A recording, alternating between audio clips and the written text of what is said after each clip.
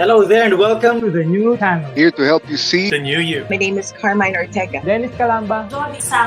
This is Nato Agbayani. My name is Juan Lu. I'm Chino. I'm Trisha. This is Apple Manansala. This is Attorney Carlo Ibanez. This is Attorney Sheila Santiago. This is Angie. This is Orgamit. My name is Dante Salama. This is Jesse Francis Rebastillo. I'm Dania Cunha. Mon Mendoza. I am Mapet Erhina. I'm Leo Bryan. Mike. Nice for beer. Sir Al Ian Barcelona. Marvin Salazar. This is Sunny Haldon. Heidi Lumainos. This is Ivan Jude. Patrick Geronimo. Alan Perez. My name is Erwin Ursua. My name is Bob. My name is Lloyd Luna and this is Future. The Talk.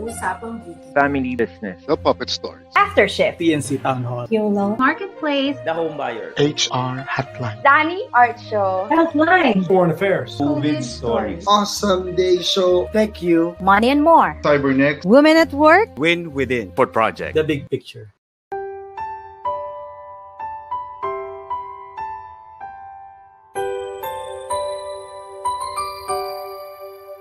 Sometimes life lets you down and you feel that you are done. You just want a morning run because the fun is all gone. But sometimes life makes you proud when you look far and wide, when you leave the pain behind and see the brighter side. TNC gives you inspiration. TNC reignites your passion. TNC starts your transformation. TNC helps you see the new you. Sometimes life makes you blind and you choose something bad. You just wanna cry and hide and save your face from the crowd. But sometimes life makes you see the beauty in you and me. When you look up above, there is God and there is love. TNC gives you inspiration. TNC reignites your passion. TNC starts your transformation. TNC helps you see the new. We're here to help you see the newness of life. We're here to help you feel the hope is so real. You got the power to see. We'll help you see the new you. TNC gives you inspiration. TNC reignites your passion. TNC starts your transformation. TNC helps you see the new you.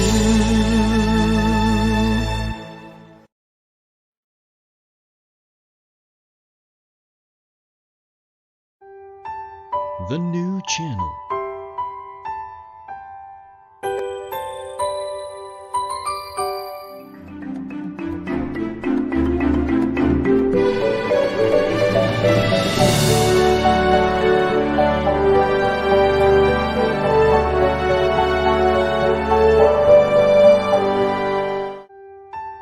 The new channel.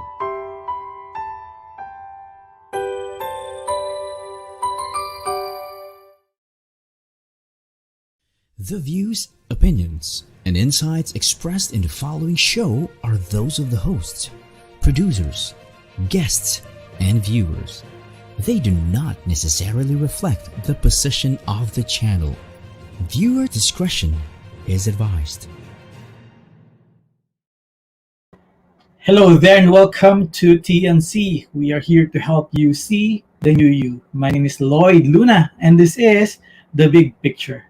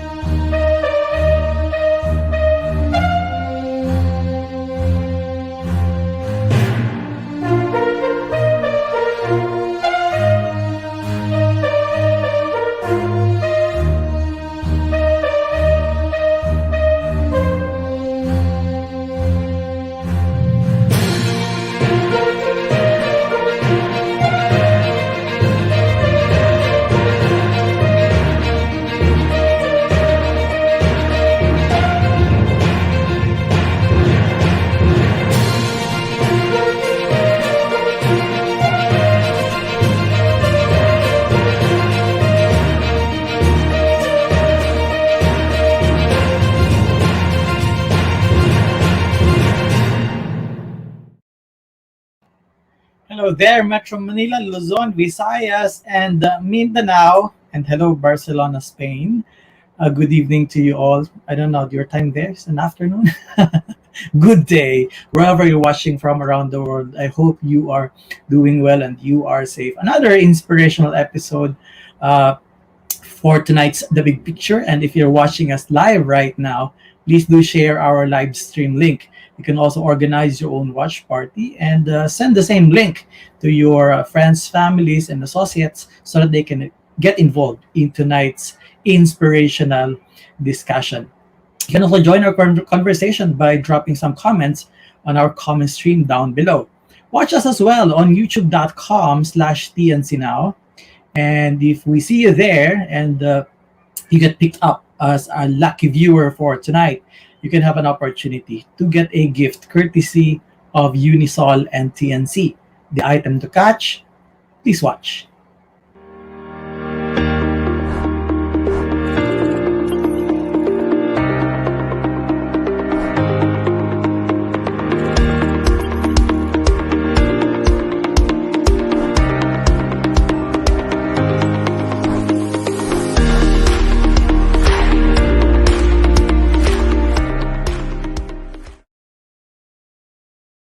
The swashable face mask worth 800 pesos courtesy of Unisol and TNC.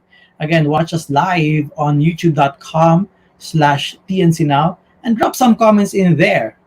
Malay ninyo, kayo yung mapili namin. So drop some comments in there, get involved in our conversation, our discussion, and we're going to try to answer your inquiries should you have a couple.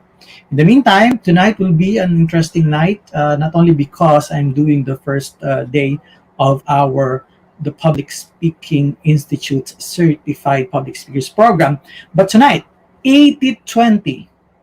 Human is Jessica's theory on how self-acceptance is a leadership skill. First time to hear about it. Next, clowning for training, rejection. She's a hospital clown as a play therapist, and they gain bravery by just doing it. She believes that adaptability intelligence can be used for stressing less. Trained as an applied improvisation practitioner living abroad, you won't believe this. She has lived in 9 countries in 10 years, and she has been to 45 more countries, speaking authentically by showing her vulnerability or vulnerable side. How her broken backbone led her to 18 years traveling the world looking for a healer, but instead found herself and became a therapist and pitch trainer. In the studio, live from Barcelona, Spain, is Jessica. I hope I get this right. Is Jessica Breitenfeld. How did I do? Perfect. Thank you so much. I had to Google it, how to pronounce your surname. I'm very lucky. Thank you so much, Google. Jessica, thank you so much for coming over to The Big Picture. We appreciate your time. Pleasure. All right, so first off, let's talk about your 2020. How did you fare last year? Last year was the best year of my life, actually, which sounds weird, but I really followed my heart last year. And when I thought, get out of Spain, I did leave Spain, and I spent 3.5 months with my family, and my family went through a really hard time. But in that time, I had a lot of career success because I was connecting with people on LinkedIn. I won a contest, which got me a little bit of credibility, and everything just went and ended up going to Berlin and now back to Barcelona. So it was a whirlwind of getting to know myself and getting to know my skills and who my friends are, and empathizing with the world. Right. It was a world flipped upside down during this pandemic. It's crazy. I should share your view that it's one of the best year ever. I think it's always a matter of perspective, right? I mean, how we view it, the things that are happening around us and how we respond to them. 2020 was a challenging year. How did you respond when you first heard about this pandemic, that places are getting into lockdown after another? Well, I'm in the hot spot Remember, it was China, Italy, and then Spain. And so we were really here on March 13th. I remember they said to us, "You're locked down." And 3 days after being locked down, day one of being locked down in my apartment, beautiful sunny apartment, I thought, I can handle quarantine. I'm a therapist. And then 2 days later, I was like scrambling, like scratching the windows, wishing I had a dog. I hate dogs, just so I could get outside. And I thought, I am too social. I cannot live in quarantine alone. Not even a cat lady, right? They're less lonely than me. So I went to Canada and I spent 3 months in hibernation in the woods with my family in a small town. So you were still able to travel after that? Yeah, as long as you have the passport, you can theoretically go anywhere as long as your flight isn't canceled. So I was able to go to safety. I wonder what was your plan back in 2019 going to 2020, because everybody was excited about 2020 being a perfect vision for everyone. I wonder what those plans are and how did it turn out? How did it turn out? Well, 2020 vision is in hindsight perfect, right? It's a funny reality. Oh, is that a cruel little game that God has played on us? Because so many people I know are saying, wow, this year has been the biggest year of my life, because we've realized what's important to us, what isn't important to us, and how important social time is and friendships over money. And so I think I was looking forward to 2020 because I thought my career will improve, and it went exceptionally better than I could hope, because I spent so much time connecting with people online. I would have never been here, Lloyd, if it weren't for 2020, talking to you, because you probably started this last year. Exactly.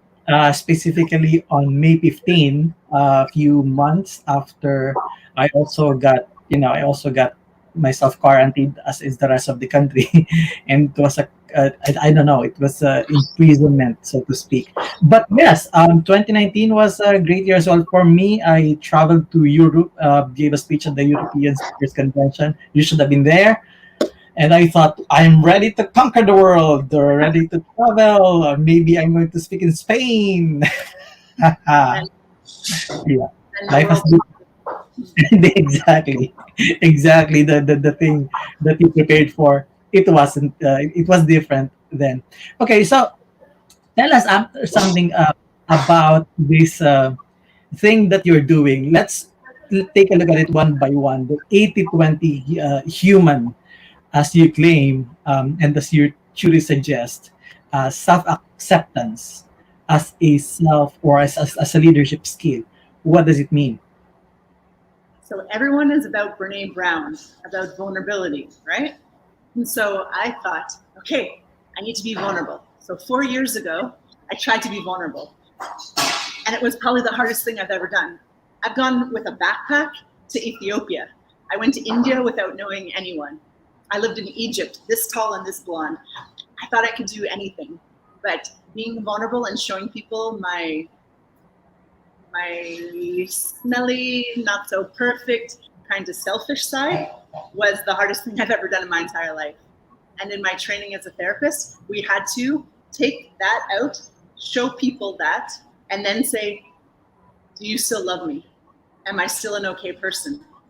And this was the hardest thing for anyone to do, because we're taught so much in North America to be perfect, and to have the perfect white teeth, and to have the perfect body fat, and to never show rage, because rage is an ugly emotion.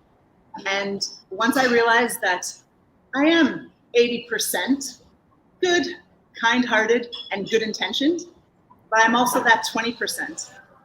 I'm also that side that I don't want to show anyone, that side that embarrasses me, that side that makes me want to just post on Instagram the sunny side. And once I realized I'm 80-20, I'm both, then it was like, I can be vulnerable, because I've accepted there's good and bad in everybody. And just like that beautiful, perfectly teeth, gorgeous woman on Instagram or LinkedIn, I know, because I'm a therapist, that she has her 20% too. And once I realized that we're all kind of the same, we're all just these humans trying our best, sometimes making mistakes, it was like a weight off my shoulders. And then I was able to appreciate other people more too, because once I can see their ugly side and still appreciate them and love them and forgive them, relationships just become more reasonable, more authentic, and more within expectations. So, That's an interesting theory. Now I have a curious question. Why not 75-25 or 70-30 or maybe 90-10? Tell me. You are into marketing. You know that the 80-20 is a very popular business term. And I thought, if I'm going to get those LinkedIn people to hire me, I'm going to have to get a very sexy 80-20 theory. You know, Lloyd, the Buddhists say we are 50-50. But I thought, oh, I'm more enlightened than those Buddhists. I'm going to go for 80-20. I like how you look at it. Majority good. No problem. Yeah, it's funny. 80-20. 75-25 doesn't sound really nice, right? No. But thank you for your honesty. Okay, now you're most welcome. Clowning for training, rejection. Hospital clown. What does it mean? The art of clowning is the second most difficult thing I've ever done in my life. I've never had children, Lloyd, so I actually don't know if my comparisons are actually fair to make clowning the second hardest thing in life after therapy. But clown teachers make you go on stage with a tea bag and they say, make the audience laugh. And if you don't make them laugh, you have to step back out of the scenario. And if you reach the end of the scene, you're kicked off the stage and nobody claps for you. And so you just stand there with a tea bag and you just look at it, and your whole Toastmasters, Professional Speakers Association, Singaporean professional speakers, this whole persona that we have as entertainers and public speakers just disappears because you're left with you, your emotions, and a tea bag. And that's when the real rejection comes up, because you cannot use your tricks, your tools, your smile, your sexiness. You have to rely on authentic expression. All right. So I'm curious as well. What happened when you were there and you were holding a tea bag? I cried. And then they laughed. And when they laughed, I was allowed to move forward, closer to them. And then I got happier. So I was like, and they laughed again. And so that seems to be easy. You just have to cry and they will laugh. Yeah, just hang out with sadistic clowns. It's like the movie Hit, essentially. Right. And then this thing they call just do it. Nike? It's a Nike, yeah, exactly. But in your particular case, as per your experience, what does it really mean? Like when you throw yourself in there, it automatically makes you brave, and if ever you have the courage to just do that, things will probably come into play. People are so scared of what might happen. We don't we don't do, I can think of a million things that we don't do. We don't wear a shirt that's too tight because we're afraid of what people will think. We don't wear a shirt that's too baggy because we are afraid of what people will think. We don't dye our hair the color we want it to. We don't swipe right because we're afraid of what might happen. We don't go and speak our mind on video because we're afraid that we don't sound good. There's like a million things that people aren't doing because they're scared of what might happen. And so if you just take the fear, like that TEDx talk woman said, 5 seconds, act in 5 seconds. So you're like, I'm so afraid to make this noise in public. And you do it and nobody cares, right? If you do something and nobody cares, nobody reacts, slowly, you start to go, oh, I'm not that important. Oh, people have their own lives. Oh, maybe I should do what I want to do in my life. Ah, interesting. And then you just kind of, the chicken leaves your body because the courageous bull kind of just like goes through. But you have to do it. You have to do what scares you. I wonder if it's only true in the Philippines, but you have been to a lot of countries, 9 countries in 10 years, and you have been to 45 more. Is it a universal experience that people would always care about how people look at them? I mean, the way their reputation is, fear of being judged by other people, by the things that they do and they say. Social exclusion is actually painful to the nervous system. They found that because we're social animals, and in the past, if we were excluded from the group, we didn't get food, right? The hunters and the gatherers. So if I was like a weird one making chicken noises like I just did, and if I didn't fit in the crowd, they would exclude me and I would die of hunger. So it's built into us that we want to fit in. And it depends what society you're in. If you're in a society that says that you should cover your hair, and if you don't, your exclusion is much more painful than it is in my society, where we have a lot more freedom with our hair, let's say. But everywhere in the world, in India, wow, so hard. So many of my friends, one of my friends was in love with a Hindu girl, but because he was Sikh, we know that's not going to happen. And he had to make a choice to be removed from his family to follow his love. Very Romeo and Juliet, right, Lloyd? But yes, it is. More traditional cultures, it's much more difficult to be individualistic, as North America is. And so we have collective societies and individualistic ones. Individualistic ones, it's much easier for us to do what we want, but we also don't have the support of our society and our families. So we're lonelier. We have freedom, but we're lonelier, so we have less kind of shame. So it depends where you live and what your family is like, and maybe your religious views. Hard everywhere.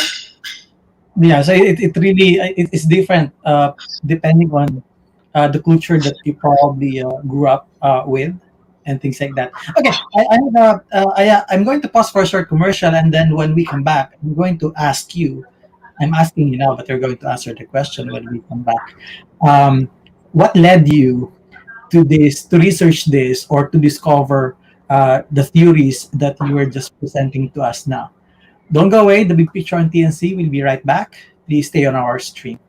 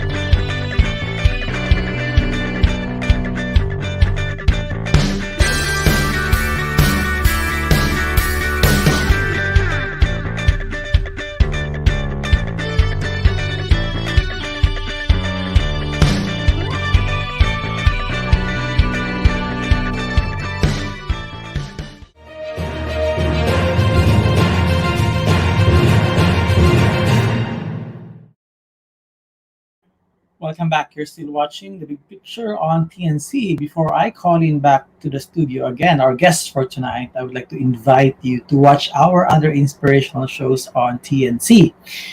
Live turnaround stories at U-Turn Mondays and Thursdays at 10:30 a.m. The stage is yours. TNC The Talk, Mondays 12 noon. Have an awesome day, Mondays 2:30 p.m. The Home Buyer guides you to property buying, Mondays and Thursdays at 4 p.m. Laugh and learn from the Puppet Stories, Mondays at 5:30 p.m. Notable personalities and their stories on The Big Picture, Mondays through Fridays, 7:15 p.m. Listen to this generation, the Millennial Voice, Mondays 8:30 p.m.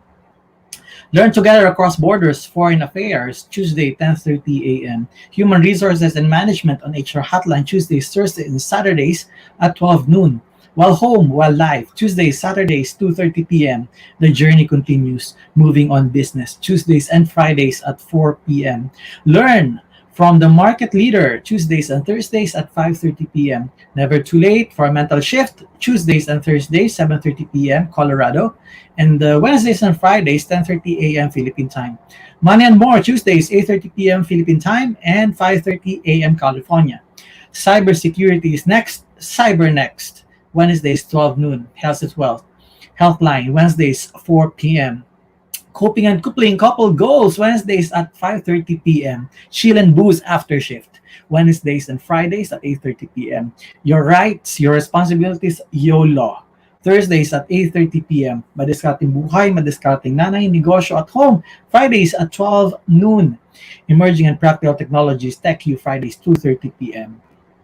Magbenta, Bumili, Tumulong, TNC Marketplace, Fridays and Saturdays at 5:30 p.m. Dream, Achieve, Nurture, and Inspire, Danny Art Show, 5:30 p.m. of Fridays. Celebrate Women at Work, 9 a.m. Saturdays. Time to hear positive news, COVID stories, Saturdays at 10:30 a.m. The Family Business is everyone's business, Saturdays, 4 p.m. Beauty Beyond What Your Eyes Can See, Usapang Beauty, Saturdays, 5:30 p.m. Success Stories on the Fort Project, Saturday, 6 p.m. Dubai, and 10 p.m. Philippine time. Strategize and win in life through Win Within, Wednesdays at 8:30 p.m. beginning Wednesday. Catch also our TNC original shows such as One Day, TNC Arena, TNC Press Con, TNC Town Hall, Saturday, 7 p.m. Co-hosted by TNC founders, yours truly, and Appleman and Sala. Town Hall is where we talk to you, our valued audience. More upcoming shows. Follow hashtag TNC Now on Facebook and YouTube. Allow your passion to inspire you, and together let us hashtag see the new you. Back to the studio is Jessica Breitenfeld from Barcelona, Spain, live. Hello, Jessica. I'm sorry. Hello. Breitenfeld. There's only one country in the world where people know how to say it properly, so don't feel bad. It's okay. Okay. Thank you so much. It made me feel really comfortable. Easily forgiven myself. Yes, exactly. Okay, back to my question. How did you become you exactly? What were the turning points before you decided you can be really vulnerable? Because many people still believe that not being vulnerable is strength. And now you're saying is vulnerability is actually strength as well. So how did your journey to discovery start? I was 12 years old and really tall. This tall, you can't tell, and I broke a little bone in my back, like this small of a bone, but it caused me 24/7 back pain in my lower back. And I ignored it. We won the national basketball championship. I traveled, I lived, I was fine. And then one day, my boyfriend said to me, "You're young, you need to go fix that." And I thought, nobody can fix it. In the West, they told me just to take a painkiller. And I thought, who can maybe fix me? So I went for 15 years to many, many, many places and found that meditation was able to help me in Brazil with John of God. In Cambodia, the forehand massages helped me. And then I spent quite a bit of time in India. And there, a man who spoke no English, and I spoke not his language, was able to put my back into place a little bit, along with Ayurvedic medicine and doing a lot of soul searching, trying to understand why my back hurts more when I feel ignored. why my back pain goes away when I'm meditating intensively doing Vipassana. There were a lot of things that made me very curious about psychosomatic pain. And so the more I learned, the more therapy I did, the more I listened to my emotions, the better my back got. And now my back is at maybe 20% of 20% pain. You know, it's good enough. And now I became a therapist. If you do enough soul searching and then being enough vulnerable, you can actually train people in what you've studied. So now I'm able to really understand people who have pain in their bodies and link it to the emotions that they're repressing. And then things get way better. Right, and you now believe really that emotion has something to do with whatever it is, the pains that we are experiencing. So there is really a connection, direct connection between how we feel, what we feel, and the pain that we experience. Well, everyone knows when you have a headache, it's most possibly related to stress, right? We know when our shoulders hurt, it's because we're tense. So if that happens, isn't it possible that if we feel a lot of shame, some part of our body might hurt? Or if we feel a lot of fear, maybe our chest is tight. And if we believe in that, it's not so much more difficult to believe that our body can develop illness and we can feel pain in our body because of repressed emotions. So because we're told that boys don't cry and that girls have to be nice all the time, what happens if we don't feel nice all the time? And yes, it happens, right? What happens right?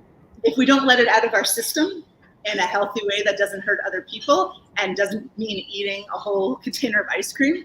It kind of just lives in our body. And then we get sore shoulders and we kind of, I just feel a pain in my neck. Well, it's quite possible that us being perfect is causing our body to be like, it's not real. I'm tired of keeping in your humanness, your 20%. Let it be. So I think our bodies talk to us. And if we start listening more, we can be healthier. This is not something that is not, or this is something that is not taught in school. No, because you can't make money on healthy people. I guess what I'm saying is it's the society that makes us believe, as what you have said, boys don't cry and things like that. And you're saying that it doesn't really make us feel so good about ourselves and probably develop some illness or diseases alongside with it. So what do you think is the function now that we know what we know today? I think we can take our emotions and welcome them and say, hey, I feel angry, I feel sad, I feel frustrated, I feel embarrassed, I feel 2 kilos too heavy. And then we accept them. And once you accept it, there's nothing to be embarrassed about because it's like open. It's like, look, I'm not so happy about this. But if you just like keep that inside, you're like, I'm perfect, I'm happy, I'm fine, I'm great. And if you keep lying to yourself and others, you're not going to feel free in your body and you're not going to come across as authentic. We don't trust people that are perfect. So vulnerability is the tool, it's the key to connecting with your teams, to connecting with your partners and your children, because we can see in your eyes, in your body, we can see the real you and how you really feel. And then we trust you. We don't trust people who the American billboard of perfection. And so many of us are trying to be that because we think that's what people want us to be. But I'm not even browsing this men's and women's magazine, especially men's magazine, because I feel not so handsome when you look at the magazine. Because everybody there is handsome, well, basically made up. So as a person who now knows this theory that you are suggesting, you're no longer targeting perfection. Perfection is like a German engineer's idea of what a human should be. And I have this German blood running through me. That's like, be perfect, be perfect. And I've been trying to be perfect my entire life. And now that I don't want to be perfect, I'm so much happier because it's impossible. So why would I wake up in the morning and try and do something that's impossible? Right, exactly. Okay, so now from now on, perfection is no longer in your vocabulary, and people should actually, yes, people should people should stop thinking about perfection. Maybe it's just an illusion, right? It makes you believe that it's there, but it's not. But how is it now? Yes, you're saying we have to be vulnerable. We have to feel whatever emotion we have and acknowledge them as real. But talk to us about self-development and leadership. Where does it come into play when you talk about uh, me being vulnerable and being able to accept myself as I am? We've been watching a lot of Game of Thrones. And in Game of Thrones... Guilty. As charged. Guilty as charged. Oh, you aren't perfect, although you look so wonderful, eh, Lloyd? So I'm seeing vulnerability in the leaders. You know, when those men go out there to fight, they say, I'm scared, but I'm going to do it for my queen. You know, who wouldn't do it for that beautiful blonde queen with that white hair, you know? But yeah, exactly. I'm doing it. They're admitting they're scared. So if those tough Viking type, I don't know if they're Vikings, but whenever they're from, if they can do it, why can't we in our workplaces? Why can't we say, I don't know what 2021 will bring, but I believe in you, team, and I'm a little bit worried about this department, so we're going to brainstorm for this together. I believe in you guys. I believe in my skills. We've been training for this, and let's do it together. And if anyone has any ideas, I'm open to them. I don't have all the answers. I would follow that guy to war, or to the lunchroom at least. But if he's like, I know everything, I know exactly what's going to happen in 2001, I don't want any ideas, and all of you, you follow me. We don't believe people who pretend to be perfect and know everything. And if you want to create a team, you need the skills and abilities of everyone to contribute, or else you just have a dictatorship. And that's old school management way of thinking. So a little bit of vulnerability with confidence and faith and belief in the abilities and in the future with optimism is a winning combination for any kind of leader. Okay, another short commercial, and then when we come back, I'm going to ask you the biggest question of all. It's not the hardest, just the biggest question. I'm just scaring you. Feel the emotion. Be scared, but answer it anyway. Don't go away. The Big Picture and TNC will be right back. Please stay on our stream.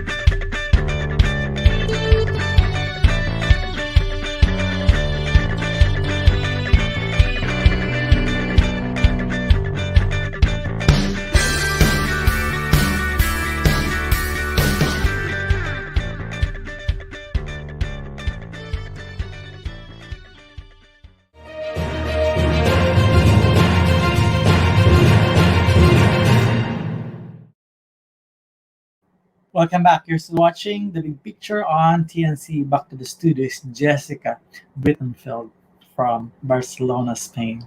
I think I got it right. Did I get it right? You sound German, Mr. Luna. Thank you so very much. And because of that, I'm not going to ask you the biggest question.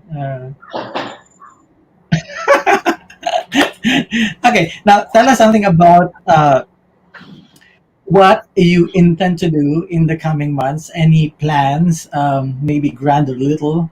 Because I just thought you're just, the cool speaker, trainer, therapist, whatever you call yourself, just cool. And you seem to be just enjoying the day and just facing reality as it is, accepting them as they are. Um, what are the plans, if at all there are? The plans, very exciting. The plan is to keep doing exactly what I'm doing because I finally have reached my life that I've actually wanted. For like 15 years, I was like, oh, my back hurts. I don't know if I'll ever have children. Oh, I'm not perfect. Like, and now that I don't do it anymore, Luna, I like your name, Luna. I don't know. Sorry. Lloyd, Luna. Do you know Luna is moon? I guess Yes, it is. Yeah, it's beautiful. So I see me everywhere. Luna, you're everywhere. Yeah, Mr. Luna, I'm just gonna keep doing what I love, and what I love is clowning in hospitals. What I love is making silly videos about challenging people's fear, like pushing them to bravery. I make a lot of comfort zone videos where I jump into boxes and wear crazy things and throw things on my head. And I'm gonna go to the beach a lot. To be honest, I'm going to enjoy my life more now that there's no real big goal anymore. There's no perfection in my life that I'm working towards. Now I can be me and be happy. Thank God. Okay. Now the real question really is this. All things considered, now that you know what you know, after those painful years that you didn't know what you know now, what do you think is the big picture in all of it? The big picture. The big picture is that life is short. And if we spend too much time worrying about the extra kilos, or that we have a big nose, or that our teeth aren't as white as we want, or that our husband doesn't pick up his socks, if we spend time thinking and worrying about these small things, we're missing the joys that are passing by us. We're missing the feel of rain on our face. We're missing playing with our dog. We need to focus on the big picture, which is life is full of ups and downs, and a good attitude, a good mindset. I didn't mention it, but the adaptability intelligence, right? That's the attitude of yes and. And if you look at the world with, yes, this is the way it is, and I'm going to choose the attitude so that I can be optimistic and still have joy in my life. That is the big picture, this yes and energy, that up and down, 80-20, good, bad, fat, thin, sad, happy, through all of it, if you're able to maintain an optimistic attitude, it's pretty wonderful. It's pretty wonderful. Very well said, Jessica Breitenfeld. Thank you so much. Thank you so much for your time. Appreciate it. Thank you. All right, that's all the time that we have for tonight. I'd like to thank you all for watching our show for tonight, as well as our presenter, Puzzle Box BPO Inc. This show is also sponsored by Unisol Wildlife and thanks. Mr. Rice Ariaga Rice Supply. Thank you so much for watching. I'm going to see you again tomorrow night for another inspirational episode of The Big Picture. This is your host, Lloyd Yuna, saying good night.